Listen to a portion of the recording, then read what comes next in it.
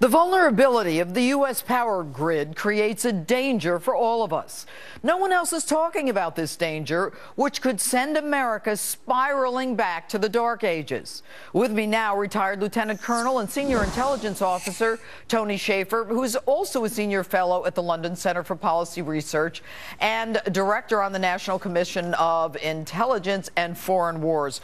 All right, Colonel, thanks for being with us. We know from the past few weeks that the grid can be damaged in two ways. One, natural, and the other more sinister, a terrorist nuclear device. Right. You have worked on weaponized technology for Defense Intelligence, our Defense Intelligence Agency. Should this happen, what would be the consequences? It would be catastrophic, and as you've been mentioning regarding the Benghazi report, they've said that was preventable. So would be preventing the damage to the grid if we play our cards correctly. There's two categories. You're talking about solar flares, which could create conditions to take out not necessarily just cities. We're talking about regions or entire countries, and the same sort of thing can be done, Judge, using a nuclear device of a certain class and a certain explosive effect. So these are real things. These are scientifically based. These have been proven, and we have our own weapons that can do this. Okay, and should this happen, what would the consequences be? Tell us. Oh, I mean, some huge. people think just the lights go out and everybody has a party, and there are more, 9 months later, a lot more people are born. In 1977, you had riots in the street because of the grid going down. We're talking about catastrophic failure of a whole region where even the military cannot come in. The effects of Sandy, the effects of city not having any power, any water, any food. Everybody now has food that they have to buy at the store. Imagine if no food can get in for months. We're talking about if you do this during the winter months like right now with power going off, no power, the elderly, the young, and the sick will all be dead. We're talking about a 20% reduction of population over a 6-month period with no power. This is not, again, science fiction. This is real. And again, it's also preventable. But what about the whole idea as survivalist? I mean, you would basically, if you can't get the food, then you would have to be able to grow your own food, cook it. I mean, it's civilization as we know it would be over.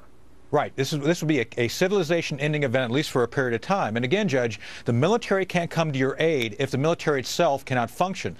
These attacks, this EMP, electromagnetic pulse, will take out anything with a computer or microelectronics. That means cars. That means vehicles which are not hardened will be down. That means those first responders and police and military who normally would come to the aid will be trying to take care of their own issues. So that's why this is so potentially catastrophic. No one can come help us. All right.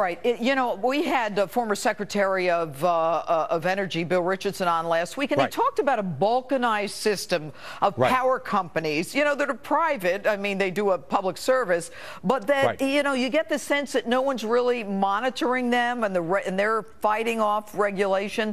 Talk about that, if you would. Well, yeah, you have the good guys and bad guys. You got the NERC, the National North American Electrical Liability Association, who actually is not working for reliability, they're working for profit. They're the ones allowing this balkanization to continue.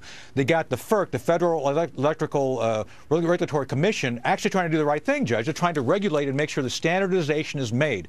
Again, you can standardize certain types of transformers, of standards that will prevent a catastrophic event. Is it's being prevented. Being done, Tony? Because of lobbyist money, a lot of members of Congress are not doing their job. There's been the GRID Act, the SHIELD Act, both of which I've worked with members of Congress to try to get passed over the past few years, have been prevented consistently. This is not expensive, and this is technology necessary to prevent the catastrophic failure of our grid. Again, Judge, this is something that could be done, should be done, or else 3 or 4 years from now we could be having this conversation about we knew we could stop this, we failed to do it, and yet here we are talking about it. All right. Well, the consequences, as you say, would be catastrophic. Absolutely. Tony, thanks so much for being with us this evening. Thank you, Judge. All right. You. And coming up, one of the most shocking videos you'll ever see, terror on the streets. That one's next. And it's your last chance to vote in tonight's Instapoll. If Benghazi was preventable, should it derail a 2016 presidential run for Hillary Clinton? Facebook or tweet me at Judge Jeanine.